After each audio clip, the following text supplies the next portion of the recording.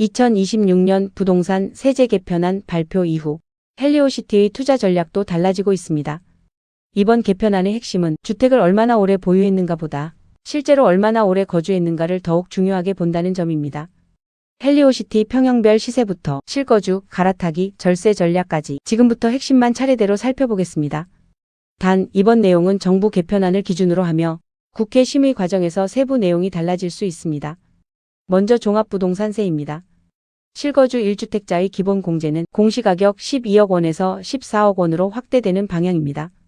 반면 비거주 1주택자는 기본 공제가 12억 원에서 9억 원으로 줄어 세부담이 커질 수 있습니다.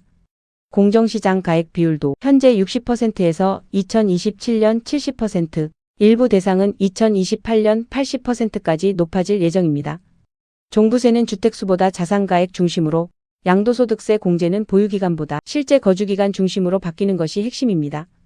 즉, 앞으로는 오래 보유하는 것만으로는 부족합니다. 실제 거주기간을 얼마나 확보했는지가 절세의 중요한 기준이 됩니다. 2026년 8월 첫째 주 현장 호가를 살펴보겠습니다. 18평은 매매 20억 1천만 원에서 21억 원, 21평은 25억 원에서 26억 원입니다. 25평은 27억 5천만 원에서 29억 원, 33평은 28억 8천만 원에서 34억 원 수준입니다. 38평은 32억 원에서 37억 원, 42평은 34억 5천만 원에서 38억 원입니다. 50평은 40억 원 이상, 60평은 55억 원 이상으로 형성돼 있습니다. 18평부터 25평까지는 중소형 실거주 수요가, 33평은 헬리오시티의 대표 실거주 수요가 집중될 가능성이 있습니다. 38평 이상은 실거주 여부와 보유세, 현금 흐름을 함께 점검해야 합니다. 같은 평형이라도 동과층, 향, 조망, 수리 상태에 따라 실제 거래 가격은 달라질 수 있습니다. 다음은 평형별 투자 전략입니다. 18평과 21평은 무주택자, 신혼부부, 1인 또는 2인 가구가 첫 주택으로 접근하기에 적합합니다. 25평은 자녀 1명이 있는 가구나 중소형 평형을 선호하는 실수요자에게 실거주와 자산가치의 균형이 좋은 선택입니다.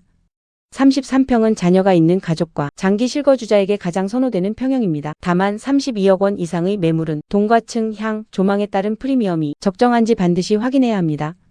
38평과 42평은 넓은 공간이 필요한 가구가 최소 5년에서 10년 이상 거주한다는 관점으로 접근하는 것이 좋습니다.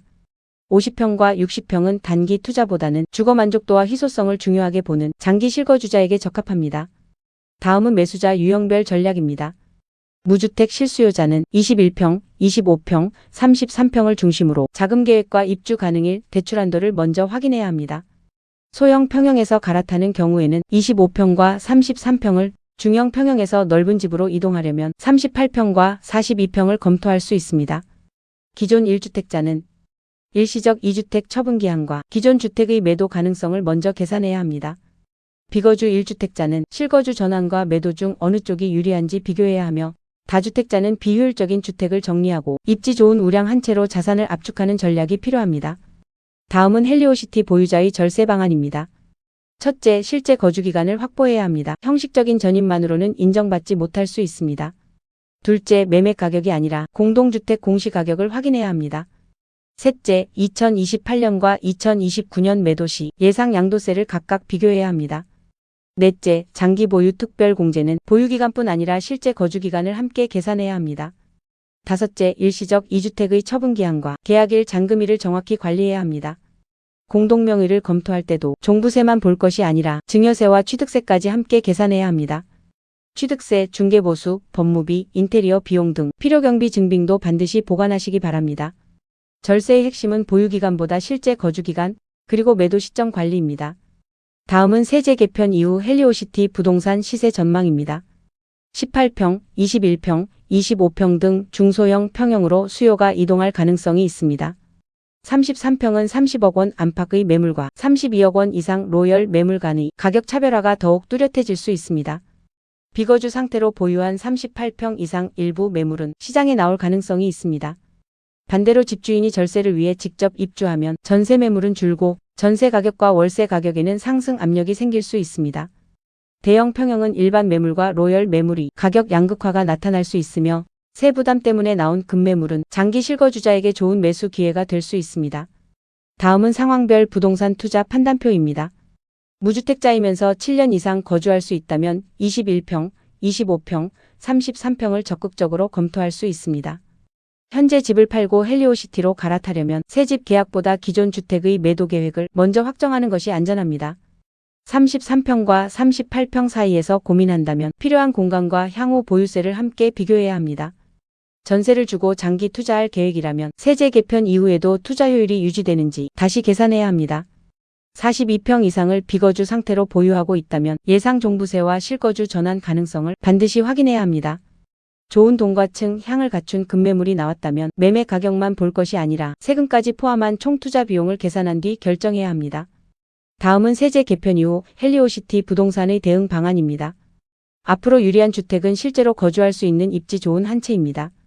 헬리오시티에서는 실거주 중심의 25평과 33평이 상대적으로 안정적인 선택이 될 수 있습니다. 반면 비거주 상태로 보유하는 38평 이상의 고가 평형은 보유세와 양도세를 더욱 세밀하게 점검해야 합니다. 절세의 핵심은 보유기간이 아니라 실제 거주기간이며 다주택자는 2027년과 2028년을 자산 재편 시기로 검토할 필요가 있습니다. 다만 정보안만 보고 급하게 매도하거나 명의를 변경해서는 안 됩니다. 최종 법률과 개인별 예상 세액을 확인한 뒤 신중하게 결정해야 합니다. 헬리오시티는 세금 때문에 피해야 할 단지가 아닙니다. 어떻게 거주하고 어떤 가격에 보유하느냐가 더욱 중요해진 단지입니다.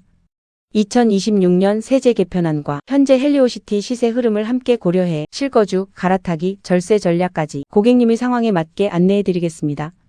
매매와 전세, 월세 조건부터 입주 가능일과 세대별 상세 사항까지 정확하고 친절하게 상담해 드립니다. 헬리오시티 전문 중개, 신뢰와 책임 있는 상담, 정확한 시장 정보를 제공하는 헬리오 한강 부동산입니다. 지금 바로 문의하세요. 전화번호는 02-420-3883입니다. 헬리오 한강 부동산이 고객님의 소중한 부동산 선택을 함께 하겠습니다.